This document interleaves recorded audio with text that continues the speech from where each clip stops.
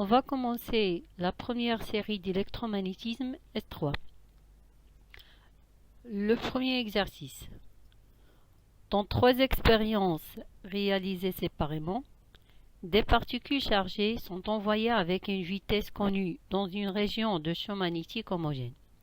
Les résultats de mesure donnant V1, F1, V2, F2 et V3, F3. Donc, on a la vitesse et la force magnétique pour chaque expérience.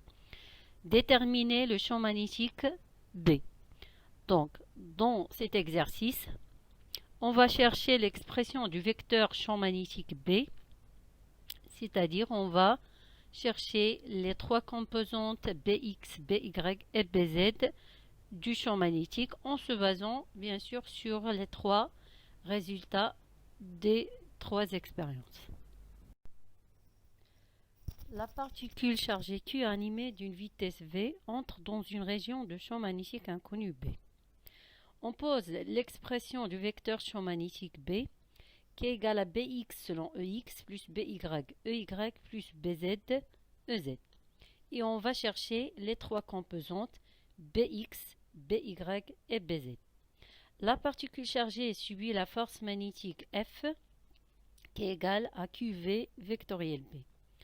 Selon la première expérience, on a la vitesse V qui est égale à V1 selon Ex et on a aussi la force magnétique F1 qui est égale à 2Q1 V1 B0 Ez moins 2Ey. Donc, on a l'expression générale de la force magnétique F QV vectoriel B. Pour la première expérience, on a F1 égale à Q V1 vectoriel B.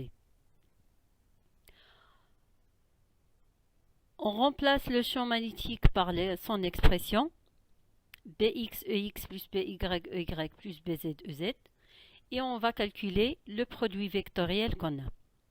Après le calcul, on trouve l'expression de F1 qui est égale à Q1 V1 facteur de By Ez moins Bz Ex.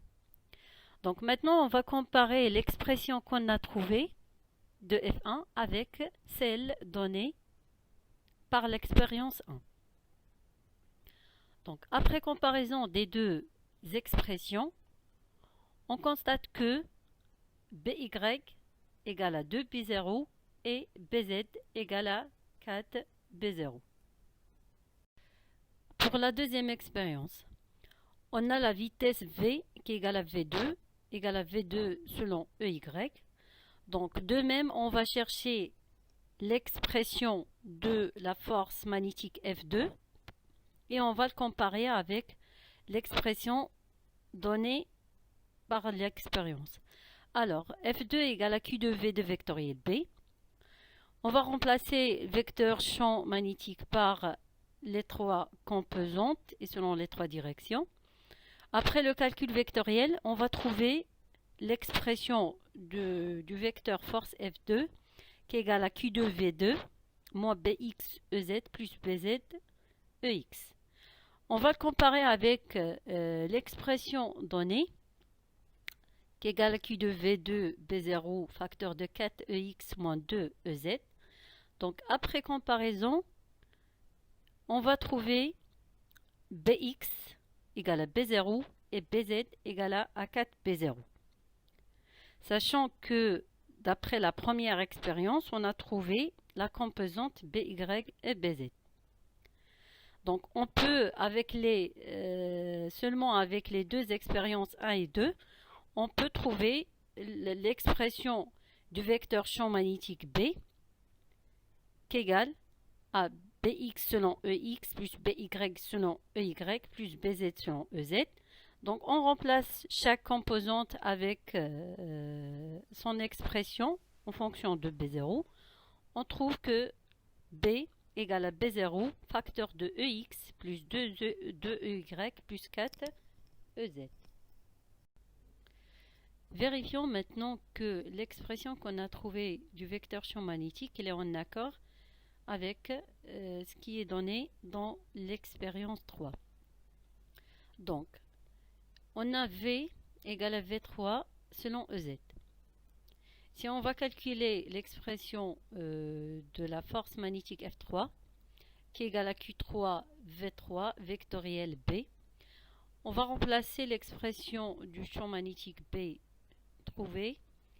Donc F3, ça donne Q3 V3 B0, facteur de moins 2 selon EX plus EY. Et c'est en accord avec la force donnée dans l'expérience 3. On passe maintenant à l'exercice 2. Une charge Q égale à 1 microcoulomb se déplace à la vitesse de 10 à la puissance 6 mètres par seconde. Dans un champ uniforme, qui égale à 500 Gauss, vecteur champ magnétique, il est dirigé selon EY. Trouvez la force magnétique agissant sur la charge pour chacune des 3 directions de la vitesse indiquée sur la figure suivante.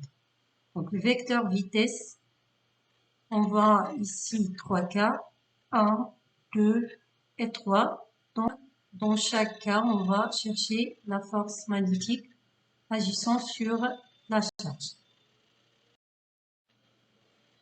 L'expression du vecteur force magnétique égale à Q V vectoriel B. Selon les données, on a Q égale à 1 microcoulomb et vecteur champ magnétique, il est dirigé selon EY avec la valeur du champ magnétique égale à 500 Gauss égale à 5, 10 moins 2 Tesla. On sait que 1 Gauss égale à 10 moins 4 Tesla.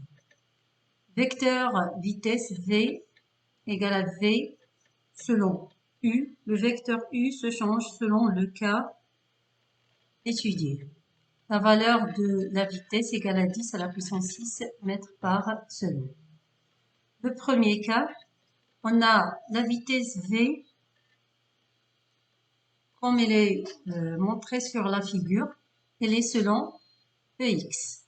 Donc la force magnétique sera F1 égale à QV vectoriel B, qui est égal à QVB selon la direction, le sens de la vitesse EX, vectoriel EY, ça donne 1 plus EZ. Donc l'expression de la première force magnétique est égale à QVB selon EZ. Donc la force F1, il est dirigée selon plus EZ. Passons à l'application numérique. Donc la norme de F1 égale à 10 à la puissance moins 6 fois 10 à la puissance 6 fois 5, 10 moins 2. Donc la valeur de F1 égale à 5, 10 moins 2 newtons. Passons maintenant au deuxième cas. La vitesse V, c'est-à-dire V2, pour le deuxième cas. Donc, selon la figure, on va faire la projection de vecteur vitesse V2 selon les 3 directions X, Y, Z. Donc, on a ici V, ça donne un V facteur de cosinus pi sur 4 selon moins X plus sinus pi sur 4 selon PY. Donc, d'où F1 égale à QV vectoriel B. Donc, après le calcul de cosinus et de sinus, donc ça va être un racine 2 sur 2. Donc, on va voir QV V, racine 2 sur 2, facteur de moins X plus PY, vectoriel PY. Donc, l'expression qu'on va voir de F2, c'est moins QVB, racine de 2 sur 2, EZ. Donc, vous voyez ici, donc la force magnétique selon le deuxième cas, il est dirigé selon moins EZ. Après une application numérique, on va trouver que la valeur de F2 égale à 5 racine 2 sur 2, 10 moins 2 newtons. De même pour le troisième cas. Donc, retournons à notre figure, on va voir que la vitesse V3, il est dirigé selon Px et moins EZ.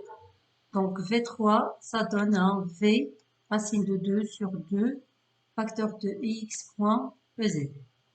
Donc l'expression finale de F3, ça va être un QVB racine 2 sur 2, facteur de EZ plus EX.